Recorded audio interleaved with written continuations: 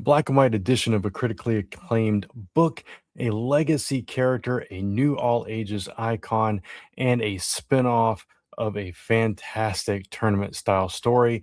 Welcome back to the channel where we talk about only good comics. I'm Brant, and this is Friday First. This is that series where we talk about those brand new #1 issues, new character debuts, new story arcs, and the like.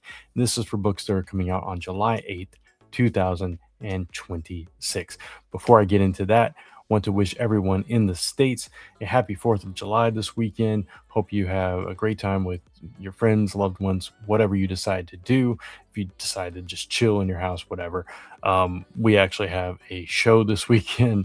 I think it's an anime con downtown San Antonio that Lisa and her sister are going to be set up with the crochet stuff.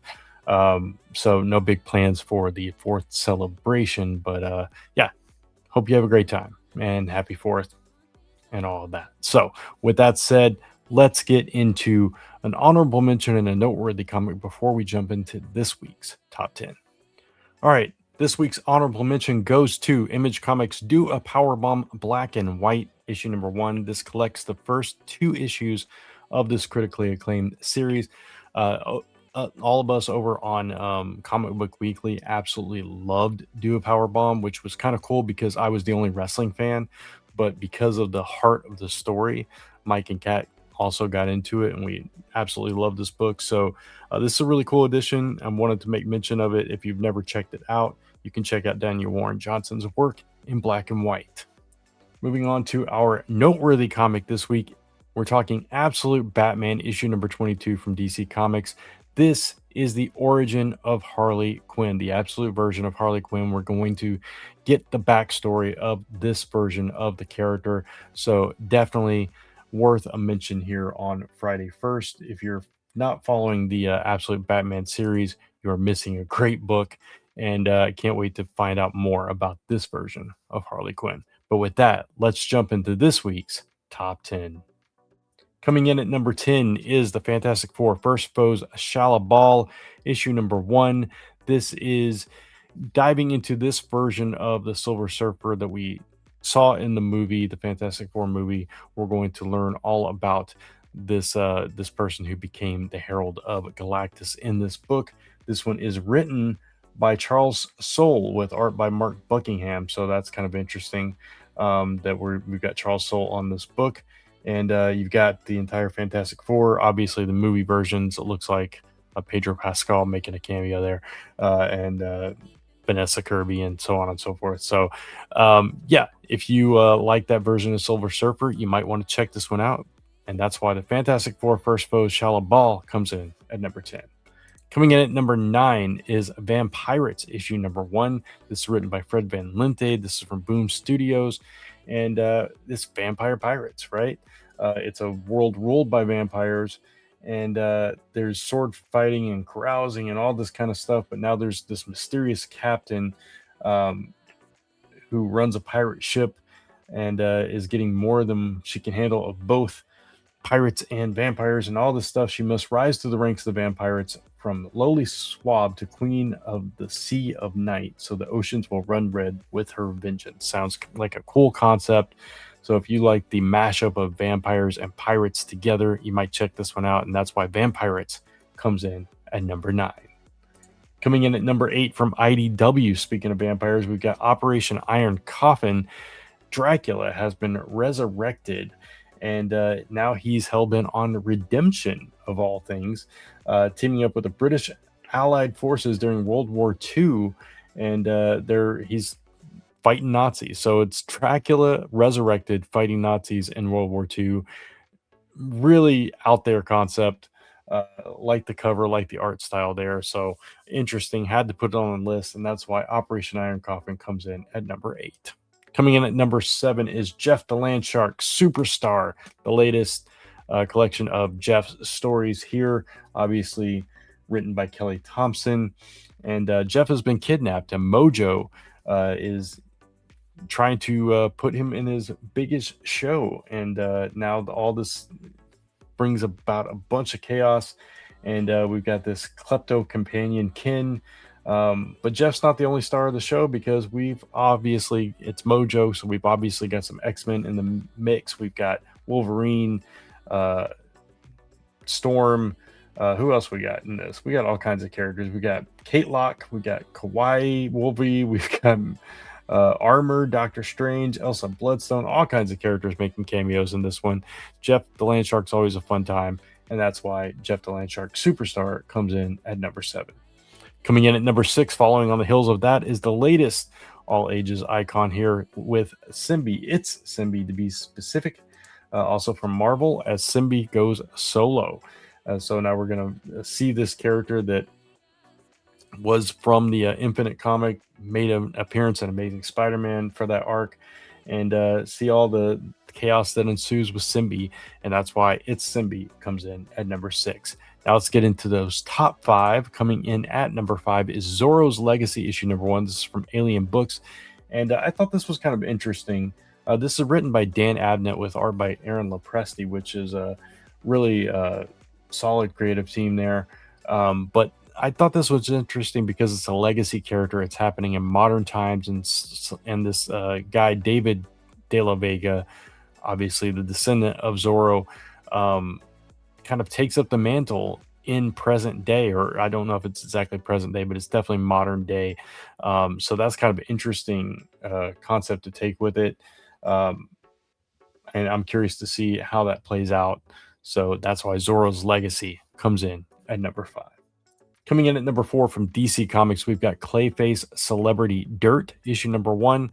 This is kind of ahead of the Clayface movie, as we kind of get this background of Basil Carlo, who becomes Clayface, and how he was one of the hottest stars in Hollywood. Now he's breaking out of Arkham and is ready to make his comeback. So we're going to see what happens with him as young women start disappearing, and this new supplement is causing hideous transformations.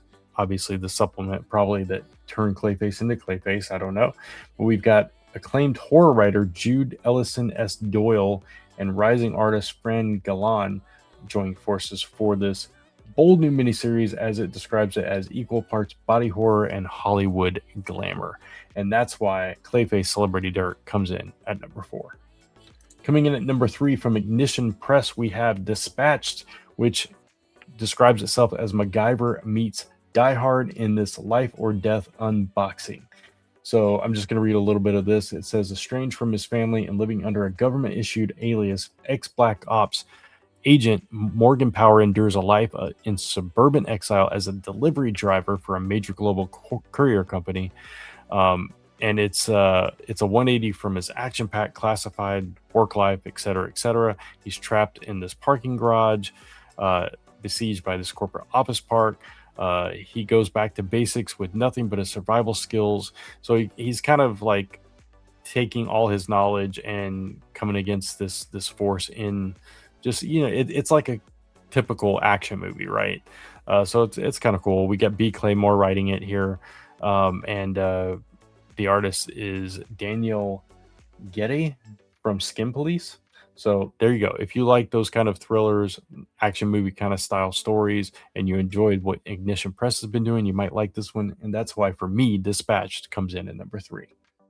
Coming in at number 2 from Dark Horse is Witness Point, issue number 1. This is written by Nathan Fillion, who is obviously a TV star and been in Firefly, Castle, etc. And we've got Heath Corson, who did Minor Threats and Animal Kingdom, also co-writing this. Illustrated by Sue Lee, who did Carmilla the First Vampire. And this is a noir series full of mystery, murder, and the chaos of a small town caught up in a massive government screw-up. So we're in this Midwest town in Wisconsin, and it's the headquarters of the Ringling Brothers Circus, and we've got everything going on in this town that's now revealed to be the dumping ground for every murderer, con man, and crook in the witness protection program. That's kind of cool. That's kind of interesting because it's this sleepy little town. You wouldn't expect that to be the case. And now we've got this new marshal, who's sent to help this sheriff Calhoun clean up the mess.